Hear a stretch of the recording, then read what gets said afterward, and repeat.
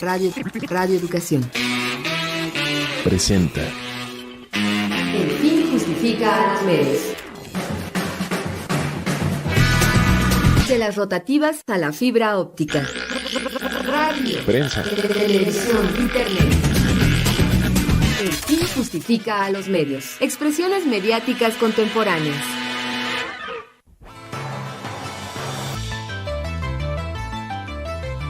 Hola, ¿qué tal, amigas, amigos?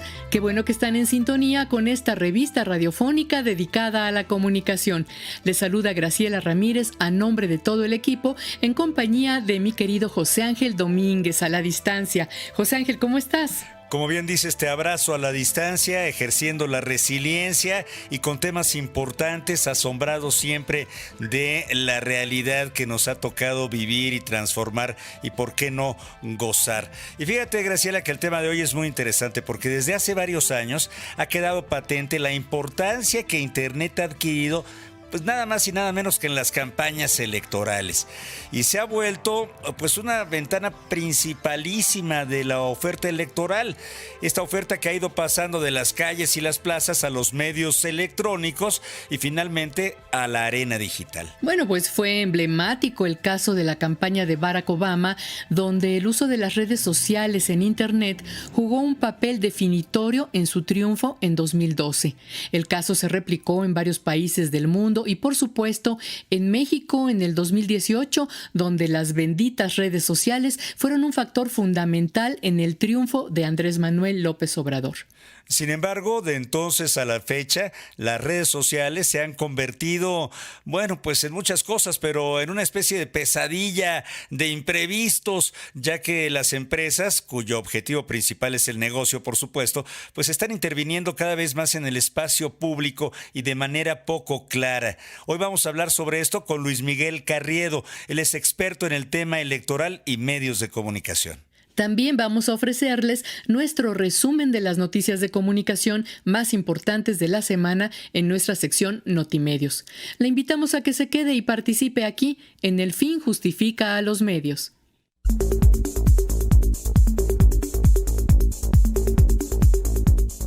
Saludamos con mucho entusiasmo a todas las personas que nos escuchan a través de nuestras frecuencias, el 1060 de amplitud modulada y el 96.5 en FM en la Ciudad de México, el 107.9 en FM en Mérida, Yucatán y el 104.3 FM en Hermosillo, Sonora.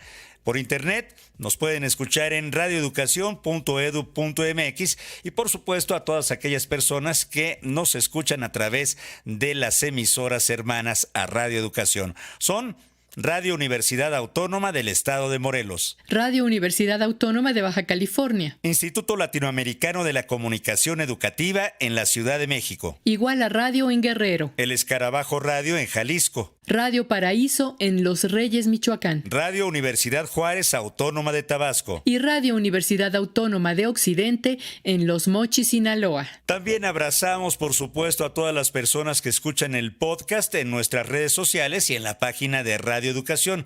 Los invitamos a participar. De verdad, su participación, su crítica, su comentario es para nosotros muy importante. Estamos en Twitter como @radioelfin y en Facebook como El Fin Justifica a los Medios. Les invitamos para iniciar el programa a escuchar Notimedios, con la selección de las noticias de comunicación más importantes de la semana, realizada por nuestra compañera Ángeles Medina. Notimedios.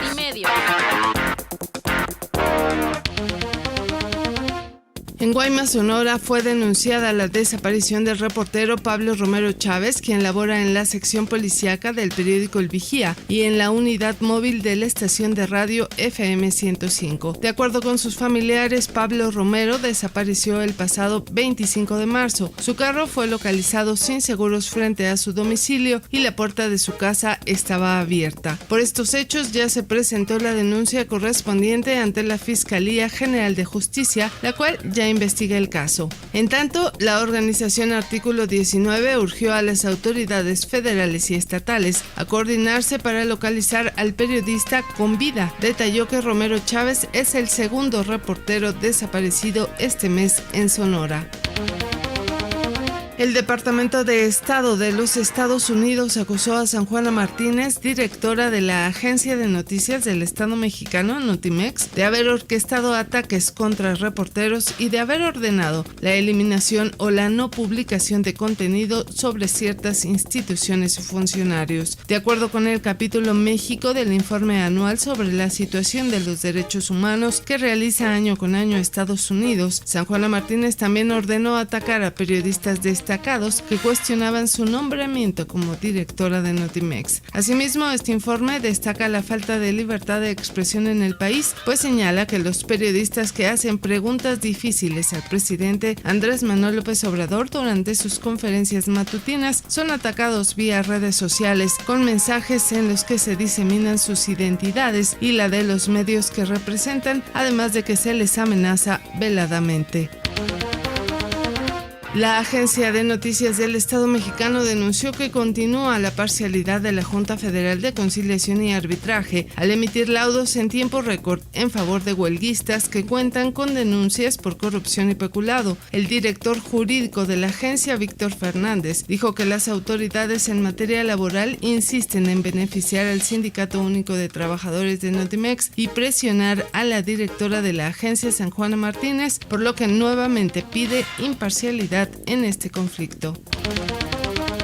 El Plan Anual de Trabajo 2021 del Instituto Federal de Telecomunicaciones establece que será en el segundo trimestre de este año cuando se concluya con el proceso de los lineamientos para la gestión de tráfico y administración de red para las empresas que brinden el servicio por Internet. Con estos lineamientos se sentarían las bases a las que deberán sujetarse los concesionarios y autorizados que presten el servicio de acceso a Internet mediante redes públicas de telecomunicaciones. Asimismo, se buscará proteger el derecho de acceso a la información, asegurar la calidad y velocidad del servicio contratado y se preservará la integridad y seguridad de la red.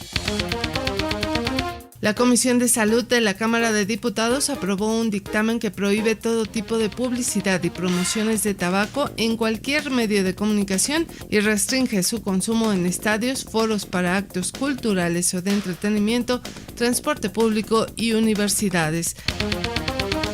Afirma el presidente de la Comisión Nacional Bancaria y de Valores, Juan Pablo Graf, que los usuarios que se encuentren en orden no deben temer los controles de geolocalización para disminuir el riesgo de operaciones ilícitas y lavado de dinero, con lo que hasta el momento se descartan amparos. En tanto, la Comisión de Derechos Humanos de la Ciudad de México afirmó que condicionar una operación bancaria a proporcionar las coordenadas geográficas del interesado resulta especialmente alarmante en un panorama de digitalización donde las personas están expuestas al mal uso de sus datos personales y a las invasiones de su privacidad. En noticias internacionales, en Bogotá, la justicia colombiana impuso una condena de casi 29 años de prisión a un guerrillero que se apartó del Pacto de Paz por su participación en el secuestro y asesinato de un equipo periodístico ecuatoriano en 2018. Jesús Vargas, conocido como Reinel y quien ejercía como mando medio del grupo armado Oliver Sinisterra, deberá cumplir 28 años y 8 meses de cárcel por el crimen contra los trabajadores del diario El Comercio en la frontera entre ambos países. Se trata del primer condenado por un caso repudiado internacionalmente. El presidente de Brasil, Jair Bolsonaro, deberá indemnizar a la periodista Patricia Campos Melo del diario Folha de Sao Paulo por ofenderla con declaraciones de carácter machista en 2018. También por decisión de primera instancia, el 19º Tribunal del Foro Civil Central de Sao Paulo condenó al mandatario ultraderechista a desembolsar 20.000 reales para reparar el daño moral que causó a la comunicadora. Hasta aquí las noticias de comunicación más importantes de la semana. Le invitamos a que visite nuestro blog elfinjustifica.wix.com/notimedios. Pues ya escucharon, amigos y amigas, los invitamos a consultar Notimedios en la página de Facebook de El Fin Justifica los Medios o por supuesto en el blog elfinjustifica.wix.com. facebook.com/notimedios. Tenemos algunos mensajes de nuestros amigos radioescuchas. Así es, los comentarios del 25 de marzo, el jueves pasado. Lorenzo Sánchez nos da las buenas tardes y dice que, para ser lo más honesto de mi parte, siempre he dicho que soy un machín que intenta ser hombre. Desde hace mucho tiempo he estudiado y escuchado a especialistas en el tema y sé de las muchas formas en que el machismo, el patriarcado y la misoginia atentan contra las mujeres, algo totalmente deleznable. Los abrazo, pues va un abrazo de vuelta también para Lorenzo Sánchez. Claro, por supuesto, un abrazo y decir que pues no está solo en esa lucha, en esa deconstrucción que es muy complicada, por supuesto. Rosalía Chávez Lerín dice: gracias por el programa, un gusto escucharlos. Y Carmen Moes nos da las gracias por esta información. Muchas gracias a todos ustedes por escucharnos. Los invitamos a participar. En Twitter estamos como @Radio El Fin y en Facebook como El Fin Justifica a los Medios. Vamos a nuestra siguiente sección. La entrevista. La contienda electoral en la arena digital. Más allá de las reglas que rigen las campañas electorales en la radio y en la televisión, y de si éstas son perfectibles y si se cumplen o no, hoy en día la contienda electoral se desarrolla principalmente en el espacio digital. Si bien es cierto que la radio y la televisión siguen teniendo una gran influencia, las redes sociodigitales están ganando terreno entre la población conectada y la percepción que puedan lograr entre la población de votantes es todavía un asunto poco estudiado y tal vez impredecible. Y sin embargo, las reglas para regular las campañas electorales en este entorno no existen. Ni siquiera están claras las formas en que operan los algoritmos que ocultan o visibilizan determinados contenidos. En ese sentido, la invitación para el programa de hoy es a reflexionar en torno a la influencia que tendrán las plataformas digitales en las campañas electorales en estas próximas elecciones. Y para ello hemos invitado a la conversación a Luis Miguel Carriedo. Él es periodista, licenciado en Comunicación Social por la Universidad Autónoma Metropolitana, maestrante en Derecho de las Tecnologías de Información y Comunicación por el Infotec. Fue asesor durante 12 años en materia electoral de México en el IFE y en el INE. En 2007 ganó el Premio Alemán de Periodismo Walter Reuter. Ha sido reportero, articulista, jefe de redacción en distintos medios, la revista Etcétera, coordinador editorial de la revista Zócalo y conductor también de programas de radio sobre los medios en el IMER. Luis Miguel Carriedo, como siempre es un placer saludarte. Un abrazo a la distancia. Un abrazo y un gusto estar con ustedes, José y Graciela, verdaderamente en este histórico espacio de Radio Educación. Muchas gracias, Luis Miguel. Es un gusto tenerte aquí en el programa nuevamente. Pues, ¿qué peso le concedes a las plataformas digitales en estas campañas electorales, Luis Miguel? ¿Consideras que la radio y la televisión han quedado desplazadas como fuente principal de la información sobre los partidos y los candidatos en esta información que nos llega a las y los ciudadanos? Me parece que la radio y la televisión van en un declive respecto a la incidencia monopólica que tenían en los entornos de campaña electoral como único espacio masivo para conocer las plataformas electorales, las posturas de los partidos, las noticias de las campañas y las noticias del ámbito político.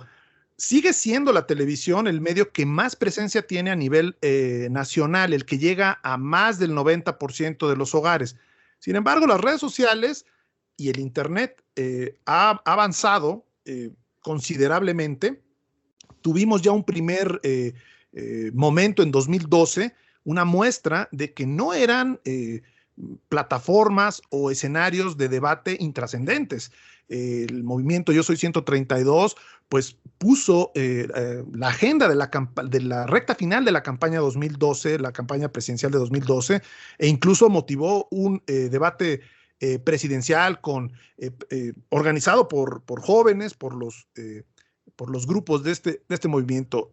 Ahora es una ecuación distinta. Ha aumentado muchísimo más respecto a 2012 la penetración del Internet. Hoy tenemos más de 80 millones de usuarios de Internet en México. Todavía hay muchos mexicanos y muchas mexicanas que no tienen estos accesos a la conexión de Internet, pero que en cambio sí tienen acceso a la televisión, pero ya no puede considerarse un medio pues menor, es un medio protagonista, es un medio fundamental y ya lo demostró en varias partes del mundo de una manera muy clara. El Internet y las redes sociales, por supuesto que tienen una incidencia fundamental.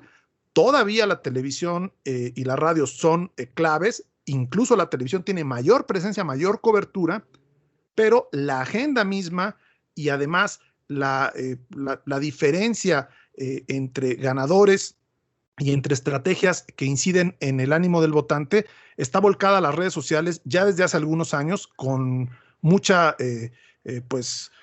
claridad en 2016 en las elecciones de Estados Unidos, en otros ejercicios selectivos en el mundo, y México no ha sido la excepción después de estos últimos años. Y debo añadir algo, Graciela, José Ángel, esta contienda se da en un entorno de pandemia, en donde ha habido también un nuevo modelo de actividad cotidiana, donde pues las reuniones a través de Zoom, las entrevistas esta misma que estamos teniendo ya no se dan necesariamente en una cabina físicamente, sino acuden al Internet, y aquí en el Internet estamos en un ecosistema que tiene información de las campañas y que va a incidir. Es decir, el entorno de pandemia con el crecimiento exponencial del Internet y el arraigo en las prácticas cotidianas va a volver, y ya volvió, a un protagonista a este medio y estas plataformas que poco a poco han ido desplazando a la televisión, a la radio o a los medios tradicionales, pero no han terminado con su pues existencia y su relevancia también. Claro, y en ese sentido, Luis Miguel Carriedo, se nota que en estas redes sociodigitales, o al menos tenemos la ilusión de que somos también partícipes de alguna manera, de que tenemos esta posibilidad de replicar, de contribuir, de aplicarnos al debate. ¿Observas tú diferencias en el manejo de las campañas digitales por parte de los diferentes partidos en la contienda? Sí, yo creo que hay una serie de fenómenos que han puesto alerta en todo el mundo, particularmente el asunto de las noticias falsas, de contaminar el debate electoral con mentiras, pero con las plataformas digitales son mentiras a la carta. Es decir, tenemos mentiras por persona. A ti te gustan estos temas, a ti te llama, le das like a estos otros, entonces a ti te siembro una serie de noticias falsas que pueda conectar con tus emociones. Y eso no lo teníamos antes, lo teníamos en intentos. Las casas encuestadoras, por ejemplo, pues nutren constantemente a los partidos políticos de tal sector de la población dice esto, miden qué opina la población sobre la corrupción, qué opina sobre la seguridad, y tratan de conectar con públicos. Pero ahora las nuevas plataformas y sobre todo el abuso de los datos personales, pues ha generado un cóctel en donde hay una siembra personalizada de noticias falsas. Eso hace una diferencia. Los partidos políticos lo han hecho en México, por supuesto.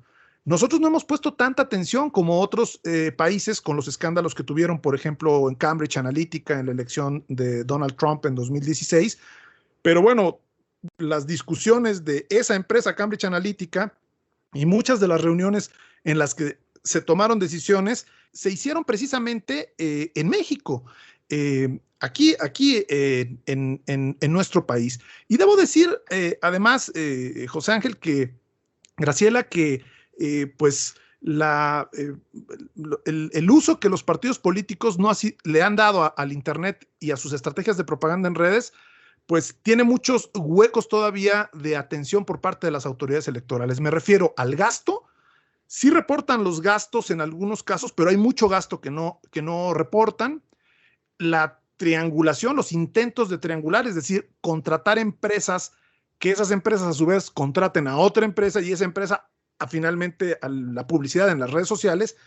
Y otro tema importante es el riesgo de que se paguen promociones en redes sociales sin poder fiscalizar correctamente los dineros por fuera, digamos. Me refiero a que de pronto, si tú le pagas un anuncio o le pagabas un anuncio a Twitter o a Facebook, pues te aparece esto es un anuncio. Y entonces era fiscalizable porque había manera de preguntar, de rastrear el dinero. Pero si tú le pagas directamente a un influencer, mano a mano, y de pronto él empieza a colocar tweets diciendo alguna mentira o alguna verdad, pero no se contabiliza como gasto de propaganda, entonces es una forma de eludir. Y ya vimos episodios en donde hay estrategias coordinadas. Por ejemplo, en 2015 está prohibido los días previos a la elección en nuestro sistema electoral que alguien llame al voto, que los partidos llamen al voto y que las personas que se den a conocer encuestas. ¿Y qué ocurrió? Pues el día mismo de la elección, una serie de famosos, Alex Intec, Gloria Trevi, el Piojo Herrera, futbolistas, Gustavo Adolfo Infante, cerca de 30 personajes famosos empezaron a tuitear en favor del Partido Verde, violando la veda. Y bueno, pues la autoridad electoral en las modulaciones jurisdiccionales, pues hay por ahí una jurisprudencia del Tribunal de 2018 a propósito de este caso diciendo que, bueno, pues se presume que lo hicieron de manera espontánea. Bueno, y ahí finalmente pues hay algunas sanciones menores a los partidos, pero ¿lo hicieron gratis estos personajes? Se coordinaron. Ahí hay un foco rojo más allá de los actores de dineros que no han sido fiscalizados, violación de reglas y que seguramente puede volver a ocurrir.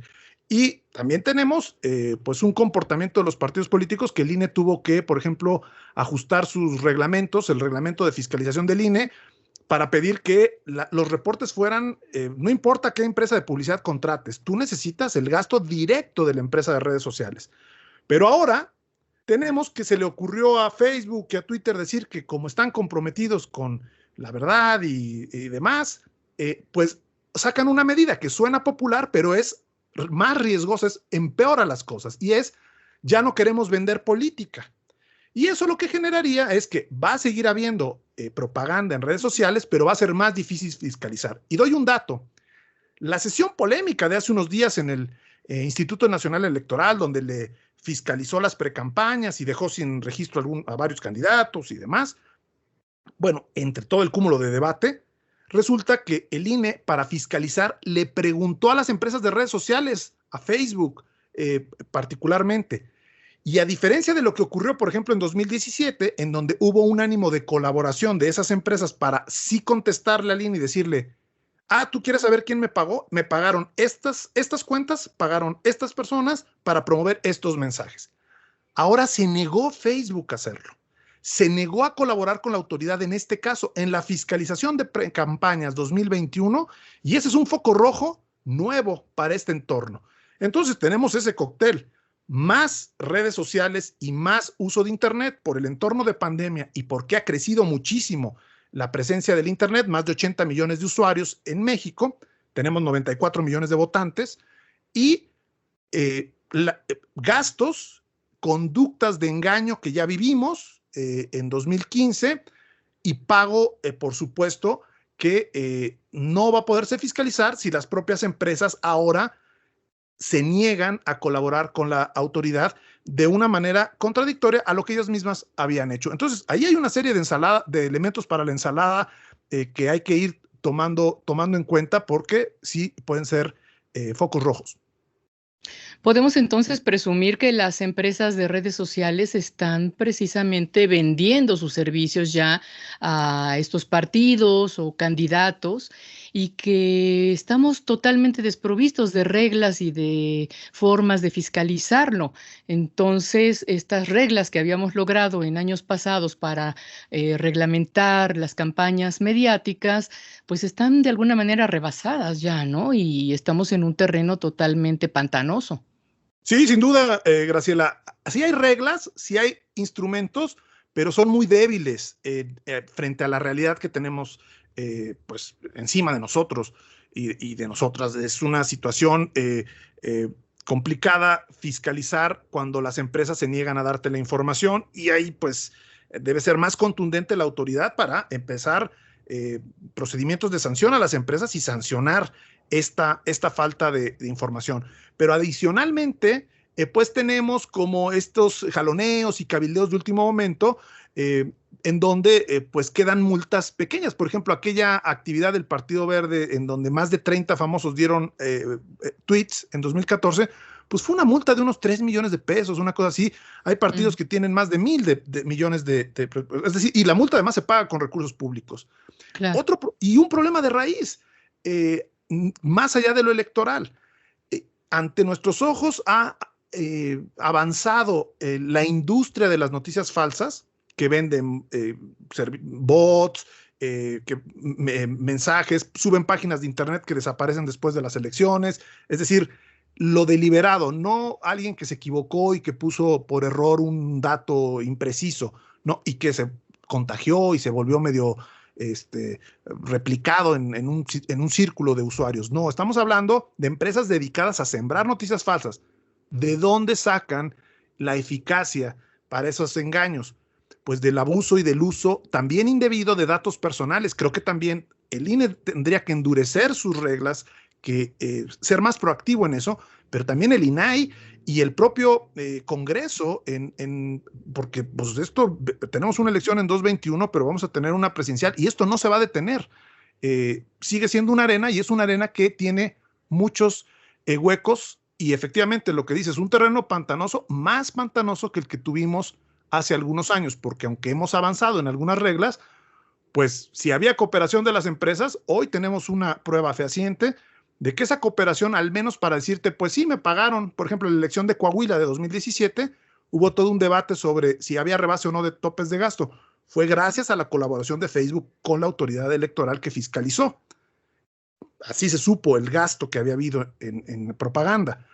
Pero ahora tenemos las precampañas de 2021 y Facebook, según lo que dijo la propia autoridad electoral, se negó a entregar esa información. Entonces, pues sí, estamos en un terreno pantanoso. Pantanoso y complicado, mi estimado Luis Miguel Carriedo, porque por un lado están estas poderosísimas empresas de Internet, empresas transnacionales.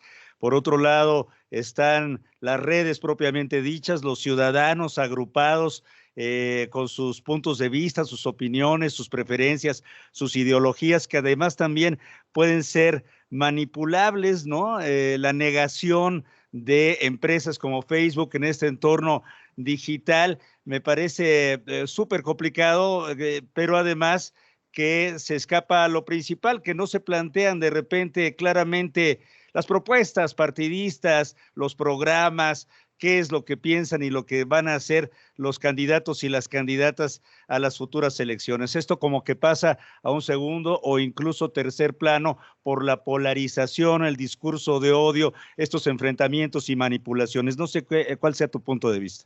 Sí, yo creo que para nadie es un secreto que el discurso de odio tiene un ingrediente adicional grave, y es que lo elevan artificialmente bots, empresas, hay provocadores en redes sociales, pero provocadores que están financiados y hay alguien que se beneficia y que paga. Y creo que estamos con herramientas todavía muy débiles para poder detectar y sancionar eso. Y con presiones de distintos actores que no solamente son los partidos políticos, sino también las propias empresas, que no van a querer que nadie se meta con ellos, que nadie las regule, que nadie tome, pero ellos quieren seguir con esto que ha llamado la académica Shoshana Zuboff un capitalismo de la vigilancia. Lo que genera el gran negocio ahora es predecir, apropiarte de los hábitos y poder predecir los hábitos. Algunos dirán, bueno, pues a mí me sirve que me siembren personalizadamente los anuncios sobre productos que a mí me gustaría tener. Bueno, pero van a sembrar también engaño. La posverdad, que fue la palabra del año en 2016, se refiere precisamente a distorsionar de forma deliberada la realidad en una ecuación donde las emociones le ganan a la razón y a los hechos. Y es fácil conectar con las emociones de las personas si las empresas de redes sociales tienen manga ancha para saber a dónde vas, por dónde te mueves, te geolocalizan, dónde compraste, a qué hora, qué compraste, de cuánto monto, y para efectos de tu forma de pensar, si le diste like a un dirigente de un partido político, si criticaste a otro, y de esa manera decir, voy a poner un ejemplo. Si hay una persona que le da constantemente like a iniciativas en favor de la defensa de los derechos de los animales, por ejemplo, ¿no? Que no haya maltrato animal, pues le van a sembrar noticias a lo mejor mentirosas o probablemente reales de que un candidato está muy entusiasmado con la defensa de los animales, se los van a sembrar la carta o van a ponerle que otro los maltrata. Ahí estamos ante una situación en donde te pueden manipular de forma deliberada como una industria. Y la autoridad electoral pues tiene débiles reglas para detectar por lo menos el gasto.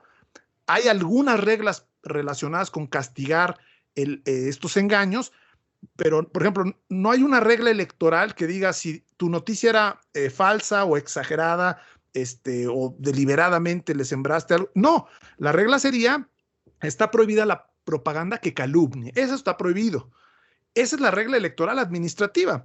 Y en contraparte tenemos, claro, el discurso, pues hay que proteger la libertad de expresión, hay que evitar reglas que luego se nos vuelvan como boomerang en un sentido contrario, pero pues es una contradicción en donde el Congreso mexicano mantiene vigente, por ejemplo, en Sonora y en el Código Penal Federal también, pues sancionar de manera penal, dice, son noticias falsas. Es decir, es un delito en Sonora y a nivel nacional difundir noticias falsas, incluso dice, o exageradas. Ahí está perdido dentro de los tipos penales, ¿no? De sedición en Sonora y demás. Y eso no lo cambian. Pero cuando dices, oye, no es que sanciones a las personas que se expresaron, sino sanciona a las empresas que se robaron datos personales, a los partidos que se beneficiaron de ese robo para sembrar mentiras y manipular y distorsionar, y además que no suelen reportar ni siquiera el gasto, es decir, violan el principio, los principios electorales de equidad porque gastan más de lo que tienen o esconden los gastos en las redes, foco rojo, no colaboran con la autoridad, en este caso concreto que decíamos de las precampañas, y solapan o tapan o obstaculizan saber los gastos, la equidad se ve lastimada y también obviamente pues la propia contienda se ve afectada con contenidos deliberadamente distorsionados o sembrados.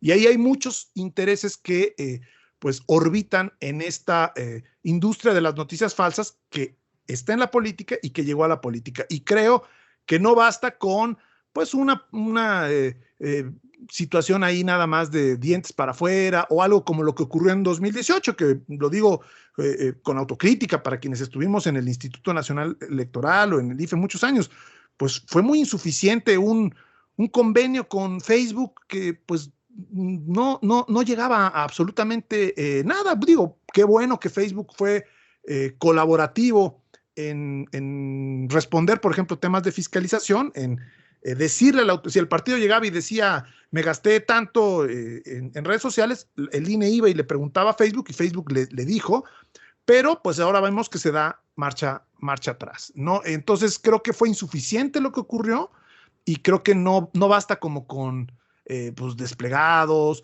o convenios pues inocuos que no tengan algo concreto. Estamos hablando, claro, hay que fiscalizar y detectar los gastos en redes y no es imposible, es algo incluso técnicamente más sencillo. Voy a poner un ejemplo muy concreto.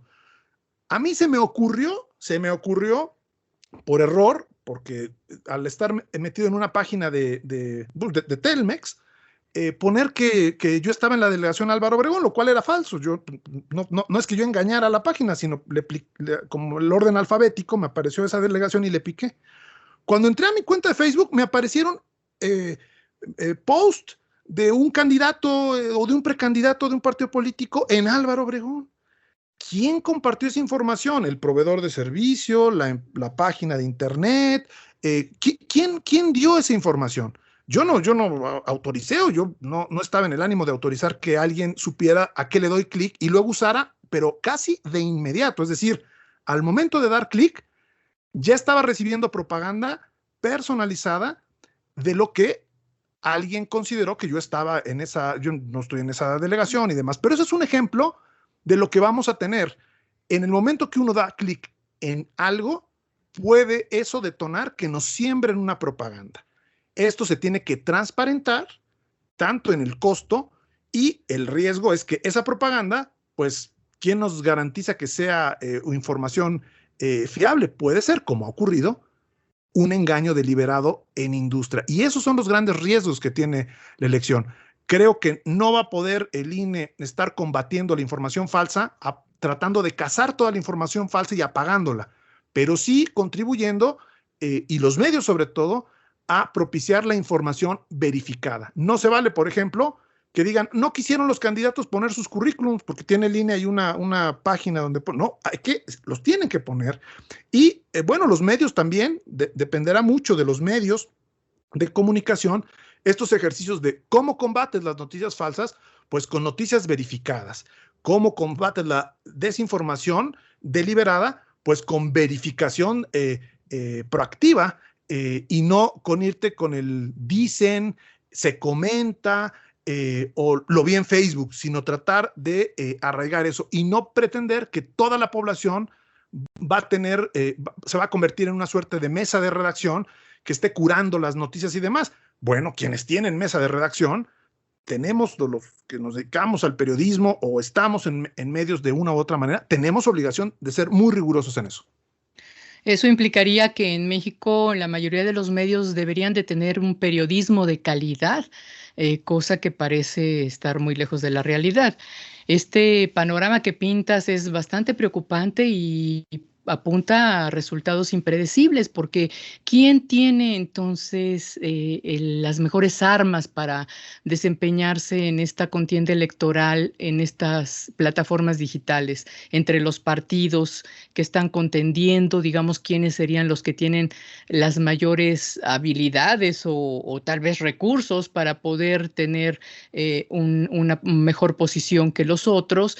Y si realmente son los partidos, porque me imagino que pues todos los partidos van a contratar a Facebook, ¿no? Entonces, ¿quién está realmente manejando las campañas? ¿Las empresas digitales?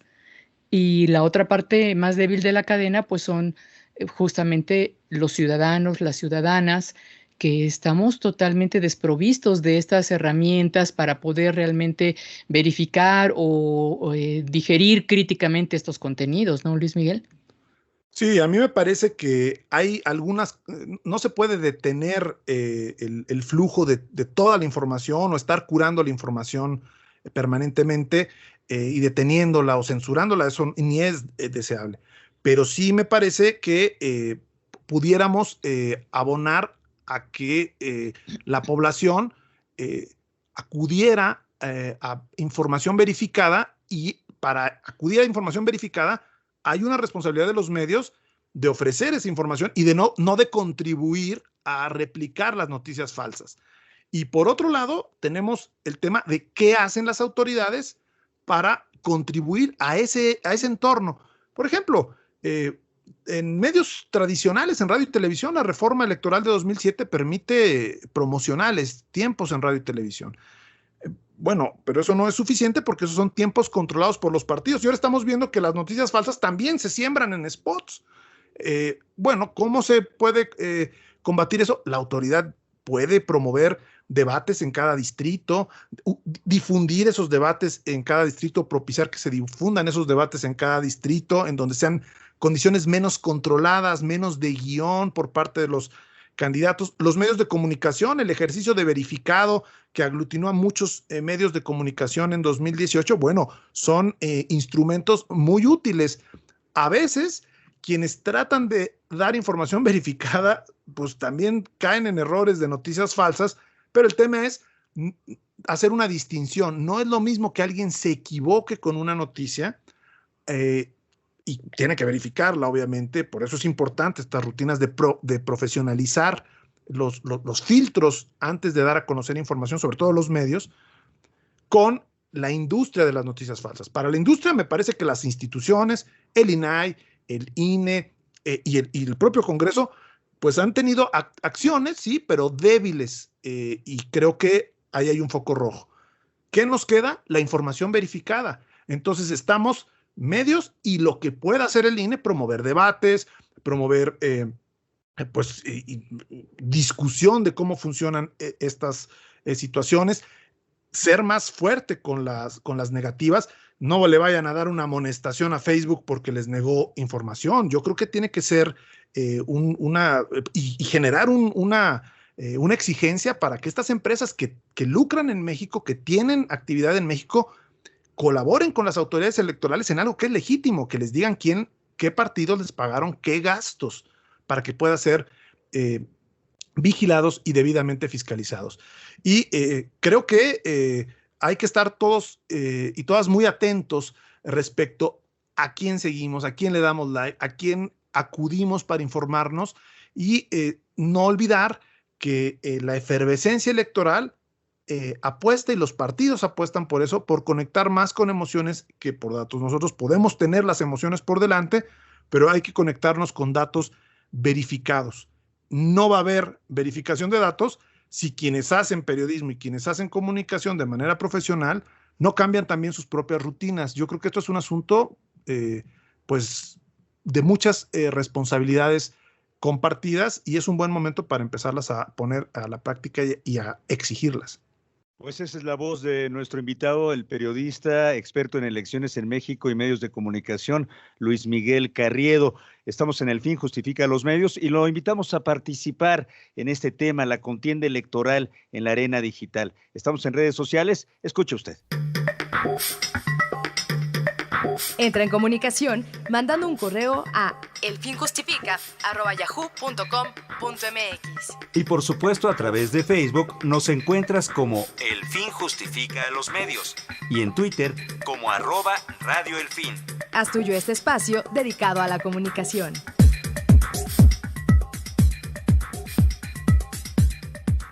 Les agradecemos como siempre su interés, su punto de vista. Gracias por participar. Nuestro invitado Luis Miguel Carriedo es periodista, es experto en elecciones en México, en medios de comunicación. Y hablabas de razones y emociones, Luis Miguel, lo que impulsa a las personas a votar por una u otra opción, y entonces ahí el negocio se vuelve en la manipulación de la opinión. Vemos ejemplos que están ahorita en la palestra, en el centro del debate de esta, digamos, arreglo entre comunicación y política, como el caso específico de Latinus y sus nexos con otro, pues, connotado político tabasqueño. ¿Qué nos dices? Bueno, yo creo que los medios de comunicación sí deben tener una vocación por transparentar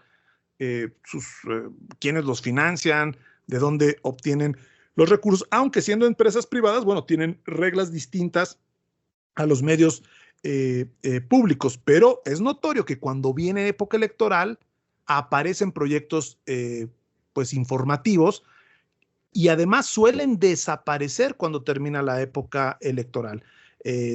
En este caso, bueno, pues estamos viendo esta plataforma Latinus, se habla de algunos actores políticos que estarían involucrados. Yo creo que tienen buenos contenidos periodísticos, que vale la pena que haya contenidos críticos a los gobiernos, pero el tema es también ver quiénes están en el financiamiento de los medios de comunicación, sin que ello implique que los únicos medios válidos son aquellos que hablen bien del gobierno que está en turno o quienes tengan financiamiento del propio gobierno a través de una publicidad que tristemente sigue siendo absolutamente discrecional.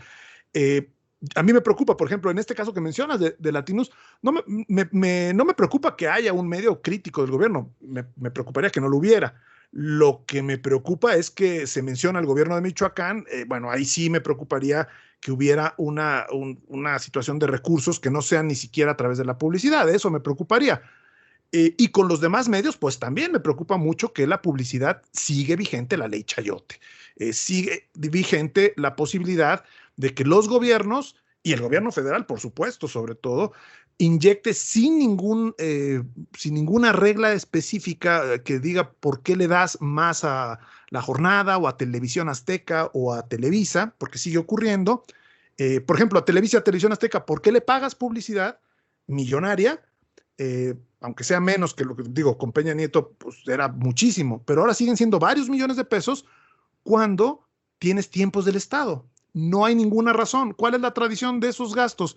Pues te pago para que me trates bien. Eso hay que romperlo, me parece. Y también no entrar solamente al tema público, al tema de los recursos públicos, también de los actores privados que están detrás del financiamiento de medios de comunicación y de proyectos periodísticos que surgen, hasta de páginas de internet.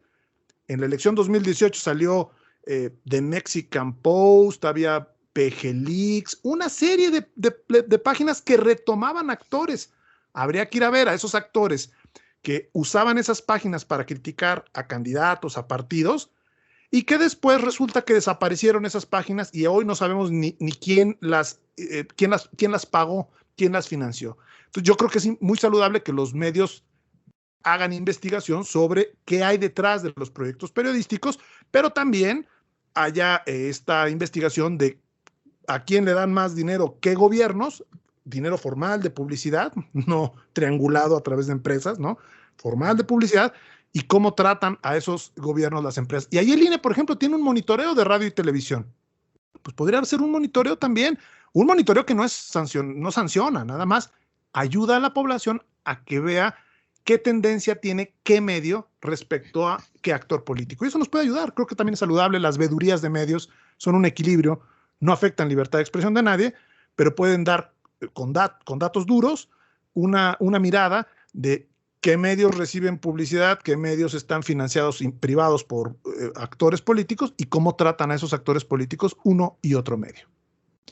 Luis Miguel, ya para cerrar el programa, ¿qué recomendarías para que nuestras audiencias puedan obtener información de calidad que les permita orientarse en este mar de confusiones sobre a quién elegir? ¿Por quién votar? ¿Qué propuestas hay detrás de los candidatos? ¿Cómo evitar caer en estas manipulaciones? Bueno, hay en el tema de la información verificada, pues es difícil como irte solo a este portal o irte, bueno, si uno quiere saber de un candidato, pues acudir a la información directa de ese candidato. Si uno quiere saber de los resultados electorales, pues acudir a la autoridad electoral, al INE. Si uno quiere saber de los calendarios electorales, ir al INE.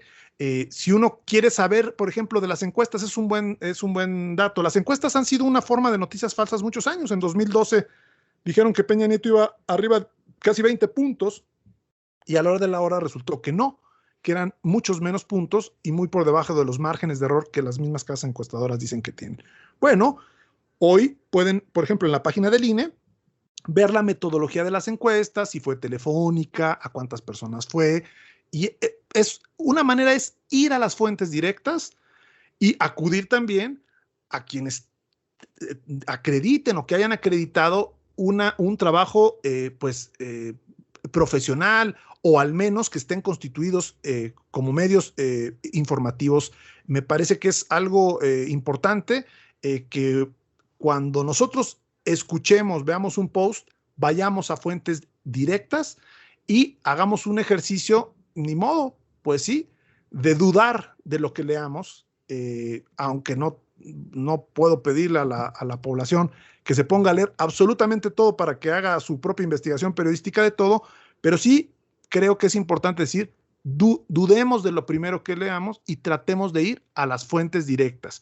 Y la única manera de combatir las noticias falsas en este momento es con información verificada. Entonces, la población, acérquese a los medios que verifican su información y a los medios verifiquemos información y hagamos un esfuerzo extra por no irnos con el boletín, por no irnos por se comenta en redes sociales, por no irnos, se dice en Radio Pasillo, tratar de dar un paso más ante este mar de desinformación, alguna sembrada, y contribuir a información verificada. Ya habrá tiempo para discutir la gasolina principal de las noticias falsas, que yo creo está en el uso y abuso de los datos personales que permiten sembrar con eficacia esas noticias falsas.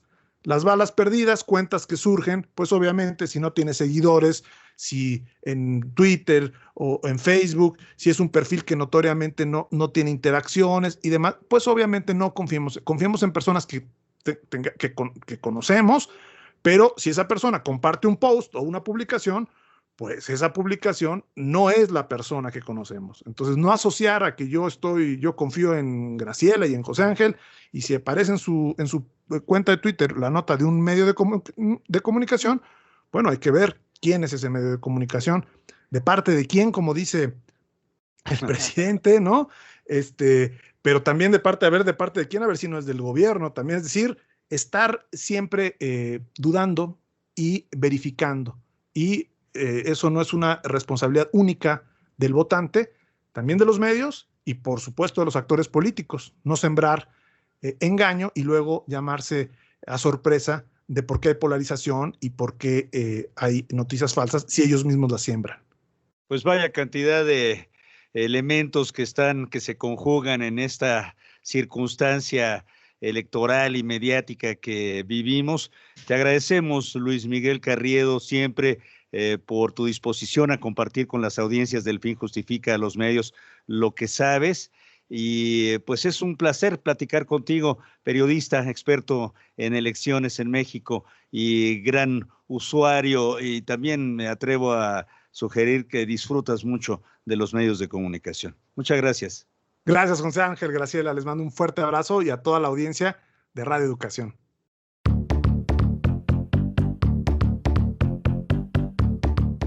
Gracias por su compañía. Los esperamos la próxima semana. Continúe apoyando las medidas sanitarias. Cuídese, cuide a los demás. Cuidémonos todos.